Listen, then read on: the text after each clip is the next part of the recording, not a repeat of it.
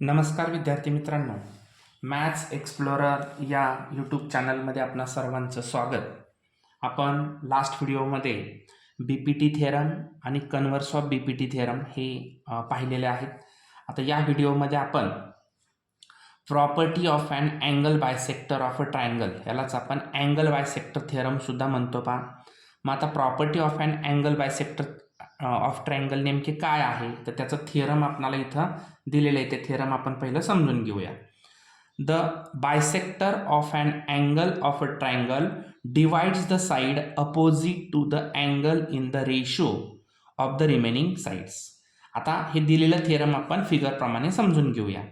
तर इथं काय दिलेलं आहे पहा, the bisector of an angle, इथला जो अँगल सी आहे, या अँगल सीचा जो बायसेक्टर आहे, हा जो बायसेक्टर आहे तो त्याच्या opposite side, opposite to angle, त्याच्या अपोजिट साईडला इक्वल पार्टमध्ये डिवाइड करतो, इक्वल रेशोमध्ये डिवाइड करतो, म्हणजे A E upon E B. Okay, in the ratio of remaining sides, म्हणजे बाजूच्या साईडचे जे रेशो आहे त्याच्याशी तो इक्वल आहे. थोडक्यात म्हणजे काय होणार, A E upon E B is equal to C A upon C B. Ratio घेताना आपण A C upon B C सुद्धा घेऊ शकतो, पण इथं जो कॉमन वर्टेक्स दिलेला आहे त्या कॉमन वर्टेक्स पासूनच रेशोची सुरुवात नेहमी करायची. ओके, सो हा दिलेला पार्ट आहे. इथं आपण कन्स्ट्रक्शन सुद्धा केलेलं आहे. मी इथं मुद्दामून रेड कलरने हे कन्स्ट्रक्शन तुम्हाला इथं ड्रॉ केलेलं आहे.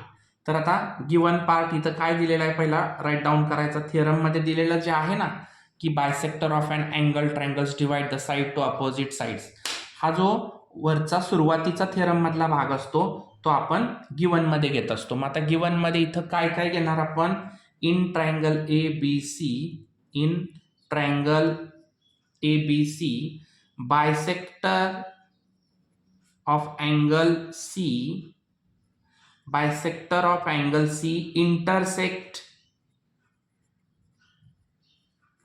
intersect segment AB at point E.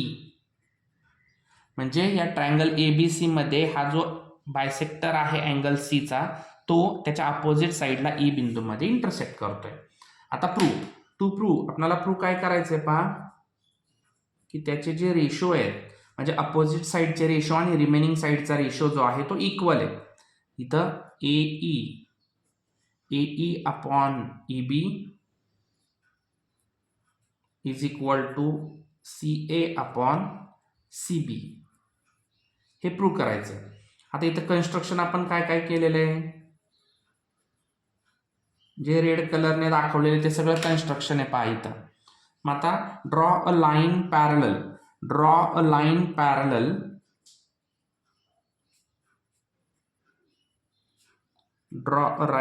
Parallel to ray CE.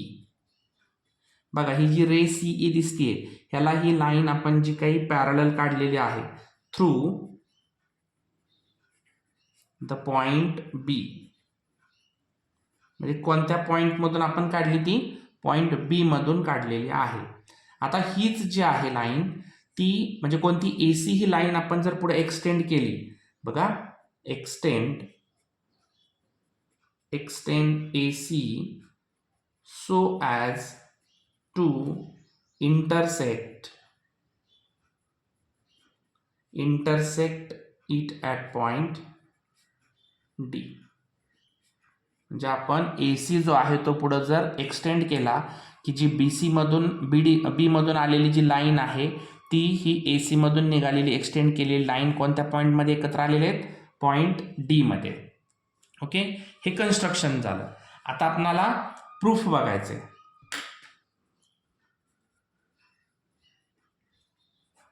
आता प्रूफ बघताना इथं आपण ज्या कन्स्ट्रक्शनमुळे इथे जे दोन लाईन पॅरलल दिसत आहेत तुम्हाला, ह्या दोन पॅरलल लाईन आणि मग ही एडी ही ट्रान्सव्हर्सल घ्यायची. बघा ray CE parallel to segment BD, ray CE and BD are the parallel. and इथं काय करू शकतो आपण, पहिल्यांदा ट्रान्सव्हर्सल कोणती घ्यायची, and AD is transversal equation number इथे इक्वेशन न देता आपण खाली घेऊया की एडी ही जर ट्रान्सव्हर्सल असेल तर एडी ही ट्रान्सव्हर्सल घेतल्यामुळे इथं आता आपल्याला काय काय इक्वल दिसतंय बघा.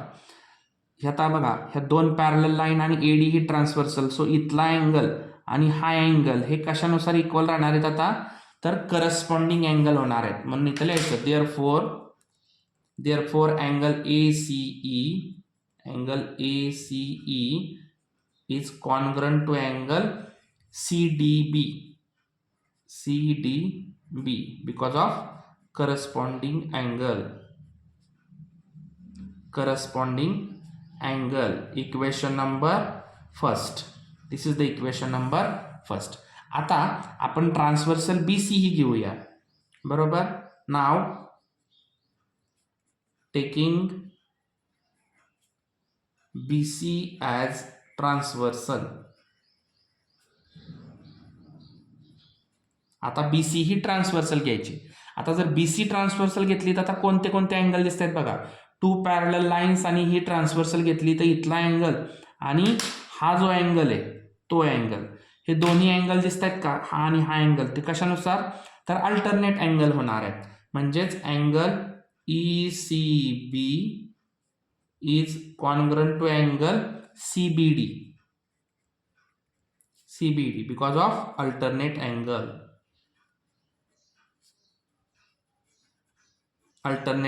This is the equation number second. Okay. आणि एक गोष्ट इथं तुम्हाला ह्याच्यामध्ये बघा गिवन मध्ये हे दोन्ही काय दिलेले आहेत, हा जो बायसेक्टर आहे, मग बायसेक्टरमुळे इथं दोन्ही अँगल हे कॉन्ग्रंट झालेले आहेत. बट आपण म्हणू शकतो angle ACE is congruent to angle ECB because of given. याला आपण इक्वेशन नंबर 3 देऊया. हा गिवनचा पार्ट आहे. आता from equation 1, 2 and 3, equation first, second and third.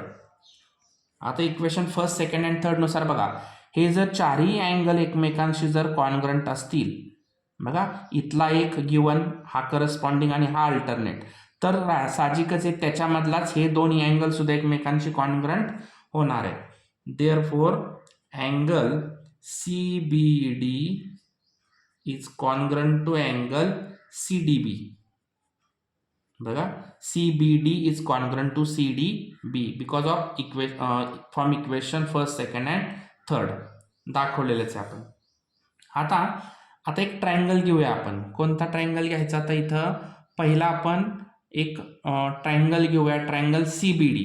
आता हा जो ट्रायंगल घेतला, इन ट्रायंगल CBD, या ट्रायंगलमध्ये आपणाला काय दिसतंय, तर साइड CB आणि कॉन्ग्रंट CD आहे. बघा CB आणि CD कॉन्ग्रंट झालेले आहेत का, because of opposite sides of congruent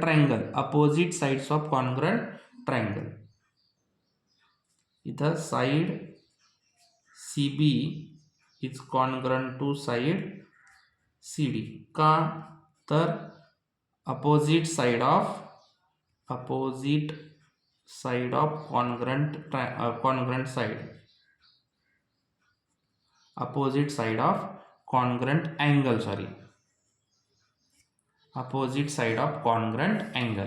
म्हणजे या कॉन्ग्रंट अँगलचे जे अपोजिट साइड्स आहेत त्याच्यानुसार हे दोन्ही कॉन्ग्रंट दाखवलेले आहेत. म्हणजेच काय होणार, CB is equal to CD.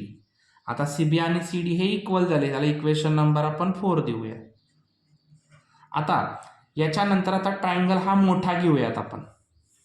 कोणता ट्रायंगल, तर ABD हा मोठा ट्रायंगल.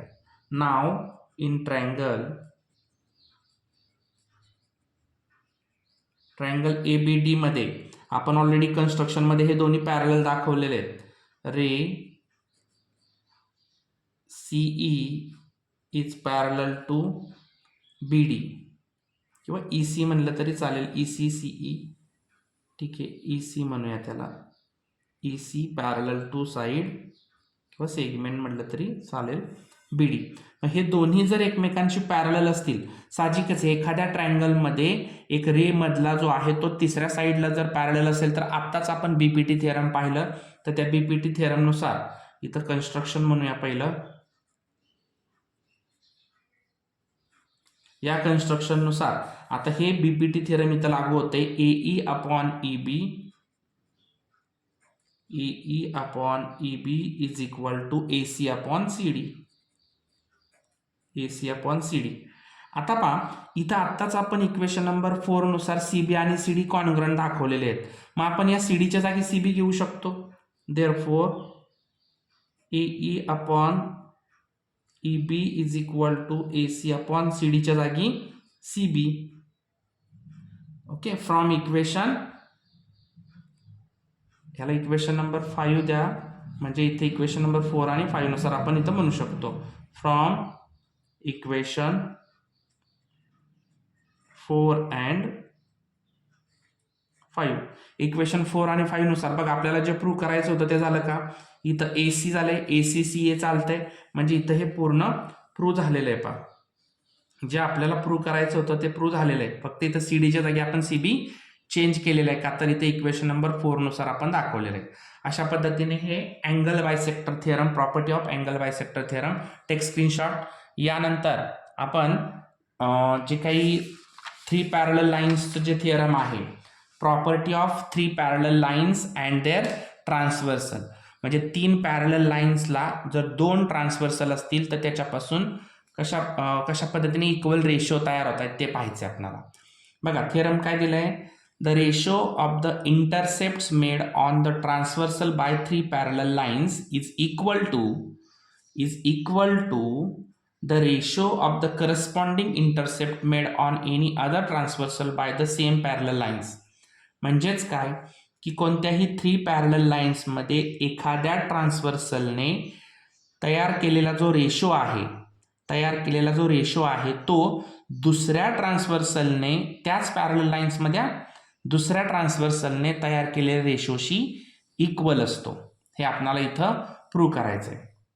ठीक आहे, चला तर आता आपण सुरुवात करूया याच्या प्रूव्हला. पहिल्यांदा गिवन पार्ट काय आहे? सो इथं स्टार्टिंग पॉइंटला थिअरम मध्ये जो दिलेला पार्ट असतो तोच आपण गिवन पार्ट इथं घेत असतो. काय काय दिलेले? लाईन एल एम एन ह्या पॅरलल आहेत. Line L parallel line, M parallel line, N. आणि इथं ट्रान्सव्हर्सल कोणते आहेत? T1 and T2. T1 and T2 are transversal. Okay, ह्या ट्रान्सव्हर्सल झाल्या. आता इथली ट्रान्सव्हर्सल 1 जी आहे ती लाईन एल एम एन ला कोणत्या पॉइंट मध्ये इंटरसेक्ट करते? तर बघा आता इथं लिहायचं transversal T1 intercept line LMN at point. Transversal T1 intercept the lines at point A, B and C. A, B, C ला T1. तसंच आपण आता T2 घ्यायचे. Transversal T2 intercept the lines at point PQR. PQ and R. Point PQR मध्ये ते काय करतायत? Intercept करतायत. ओके, आता इथं हा गिवन पार्ट झाला. आता प्रूव्ह काय करायचं आपल्याला? प्रूव्ह काय करायचंय? AB upon BC is equal to PQ upon QR. म्हणजे हे दोन्ही रेशो जे आहेत, 2 ट्रान्सव्हर्सल मुळे तयार झालेले जे 2 रेशो आहेत, हे 2 रेशो एकमेकांशी इक्वल आहेत हे आपल्याला प्रूव्ह करायचं आहे. ओके, आता इथं कन्स्ट्रक्शन आपण करू शकतो. कन्स्ट्रक्शन काय करणार आहे आता? बघा जे डॉट डॉट लाईनने दाखवलेले ना मी ऑलरेडी, ते कन्स्ट्रक्शन घेऊया. Draw line CD, draw segment CP, draw segment CP which intercept line M at point D. Line M at point D. Line एमला ही पॉईंट डी मध्ये ही सी पी जी आहे ती इंटरसेप्ट करते. This is the construction. आता proof. आता प्रूफमध्ये पहा, इथं आपण जे कन्स्ट्रक्शन केलेलं आहे, सेगमेंट सी पी जो जॉईन केलेला आहे, जो डी पॉईंटमध्ये एमला इंटरसेप्ट करते, त्याच्यामुळे दोन ट्रायंगल तयार झालेले आहेत. पहा, ए सी पी एक ट्रायंगल तयार झालेले आहे, सी पी आर एक ट्रायंगल तयार झालेले आहे. हे दोन्ही ट्रायंगल आपण घ्यायचे जातात. In triangle A C P, ह्या ट्रायंगल ए सी पी मध्ये बी डी आणि ए पी हे दोन्ही एकमेकांशी पॅरलल झाले. आता इथं लिहायचं की segment B D is parallel to A P. आता बी डी आणि ए पी जर पॅरलल असतील तर साहजिकच आहे की बीपीटी नुसार इथले रेशो पण काय होणार, इक्वल होणार. So therefore A B upon B C is equal to P D upon D C. This is the equation number first. कशानुसार, तर B P T, basic proportionality थिअरमनुसार. सिमिलरली या ट्रायंगलमध्ये तसंच. नाव in triangle C P R, आता याच्यामध्ये कोण कोण पॅरलल आहे, डी क्यू आणि C R. D Q parallel C R. मग रेशो कोणता तयार होणार, P D upon D C. P D upon D C is equal to P Q upon Q R. P Q upon Q R. This is the equation number second. Again B P T, B P T थिअरमनुसारच हे सुद्धा equal झालेले आहेत. आता पहा, हे दोन्ही ratio आपण जर बघितले तर दोघांचे बघा, P D upon D C, P D upon D C, म्हणजे हे दोन्ही इक्वल आहेत. म्हणजे ज्या अर्थी हे दोन्ही इक्वल आहेत त्या अर्थी हे राहिलेले दोन रेशो सुद्धा इक्वल राहणारच आहेत. देअरफॉर इथं तिन्ही पण एकत्र पहिले लिहू, A B upon B C is equal to P D upon D C. आता हे डबल काय लिहायची गरज नाही, सिंगलच. So P Q upon Q R. मग जर हे तिन्ही एकमेकांशी जर कॉन्ग्रंट असतील, कशानुसार झाले हे, सॉरी इक्वल असतील, from equation first and second. Equation first आणि सेकंड नुसार हे काय दाखवले आपण, इक्वल दाखवले. जर हे तिन्ही एकमेकांशी इक्वल असतील तर साहजिकच आहे हा पहिला आणि तिसरा पण एकमेकांशी इक्वल राहणारच. Therefore A B upon B C is equal to P Q upon Q R. झालं. आपल्याला जे प्रूव्ह करायचं होतं ते प्रूव्ह झालेलं आहे. हेच प्रूव्ह करायचं होतं ना, हेन्स प्रूव्ह. ओके, अशा पद्धतीने 3 पॅरलल लाईन्स. खूप इझी आहे ॲक्च्युली. आपल्याला इथं स्टेटमेंट खूप मोठी दिसत आहेत म्हणून आपल्याला हे खूप टफ आहे की काय असं वाटतं, परंतु स्टेटमेंटसुद्धा खूप सोपी आहेत. जे फिगरमध्ये दिलेले आहेत तेच फिगरमधले स्टेटमेंट आहे असे राईट डाऊन करायचे. ॲक्च्युली हे प्रूफ किती छोटंसं आहे पहा, म्हणजे एकूणच तुमच्या लक्षात येईल की हे 3 पॅरलल लाईन्स थिअरम एकदम इझी आहे. ओके, सो आपण या ठिकाणी हे जे काही बेसिक असणारे अँगल बायसेक्टर थिअरम आणि त्याच्याशी रिलेटेड असणारं जे आता converse of angle bisector theorem जे आहे ॲक्च्युली ते राहून गेलं. तर converse of angle bisector theorem actually तुम्हाला फक्त एक्झाममध्ये त्याच्यावरती एक्झाम्पल्स जे विचारले जातात ते प्रूव्ह करायला विचारत नाहीत. काय आहे रे अँगल बायसेक्टर थिअरम, म्हणजे converse of angle bisector theorem, की जे आपण इथं थिअरम पाहिलं त्या थिअरमशीच रिलेटेड आहे. बघा ते काय येत आहे, आपण अँगल बायसेक्टर थिअरम जे पाहिलेलं होतं त्याच्यावरूनच मी आता converse of angle bisector theorem तुम्हाला सांगतो. काय दिलेलं आहे, मी तुम्हाला याच्यापूर्वीच बोललो होतो की कन्व्हर्स हा त्याच्या अपोजिट असतो. म्हणजे जो रेग्युलर थिअरमचं असणारं गिवन ते कन्व्हर्सचं प्रूव्ह करायचं असतं आणि रेग्युलर थिअरमचं जे प्रूव्ह असतं ते ह्याचं गिवन असतं. आता काय दिलेलं आहे बघा, converse of angle bisector theorem मध्ये काय घ्यायचं आपण की इफ अ लाईन ड्रॉ, आता इथं मी ही घेतो, इथं जे तुम्हाला थिअरम दिलेली इन्फॉर्मेशन आहे काय दिली बघा, if in triangle A B C point D on side B C such that A B upon A C, म्हणजे याच फिगरवरून आहे बघा, in triangle A B C point D on side B C, side B C वरती तो side बी C वरती तो आपण ड्रॉ करायचा आहे आणि तिथं A B upon A C is equal to B D upon D C हे दिलेलं आहे तुम्हाला. इथं आपण बघा ते प्रूव्ह करायला घेतलं होतं, तर नावं चेंज आहेत. इथं आपण ते प्रूव्ह करायला घेतलेलं होतं ते इथं दिलेलं आहे. Then ray A D bisect angle B A C, की जे आपण इथं गिवनमध्ये घेतलं होतं की ray A D bisect angle B A C. हा जो अँगल सी होता तसाच इथं अँगल बी ए सीला तो बायसेक्ट करतो, हे आपल्याला प्रूव्ह करायचं आहे. मग आपण इथे याच्यावरून काय थिअरम काय तयार करू शकतो. If a line draw from a angle, if a line draw from a angle divides the opposite sides in the ratio of remaining sides, in the ratio of remaining sides, then that line is angle bisect that angle, angle bisect of that angle. म्हणजे ही जी line आहे ती त्या अँगलला bisect करते. इतकं easy आहे की दिलेल्या लाईनमुळं जर हे दोन रेशो इक्वल असतील तर जी लाईन आहे ती लाईन इथल्या अँगलला बायसेक्ट करते. इतकं इझी आहे. अशा पद्धतीने आपण हे सगळे बेसिक असणारे जे 4-5 थेरम जे आहेत ते आपण आता पाहिलेले आहेत ना. जर या चॅनलवरती तुम्ही नवीन असाल तर या चॅनलला लाईक करा, सबस्क्राईब करा आणि बाजूच्या बेल आयकॉनला क्लिक करा, म्हणजे तुम्हाला सर्व असणारे जे सॉल्व एक्झाम्पल सहित आपण या चॅनलवरती अपलोड केलेले आहेत व्हिडिओ, ते व्हिडिओ तुम्हाला पाहायला मिळतील. धन्यवाद.